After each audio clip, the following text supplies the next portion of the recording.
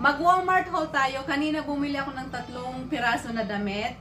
Umpisahan natin dito sa suot kong to. Sobrang comfortable ito. Yung material niya, sobrang stretchy, very comfortable. Ang nagustuhan ko dito kasi may pad na siya. Oh. Hindi ko na kailangan mag-wear ng bra.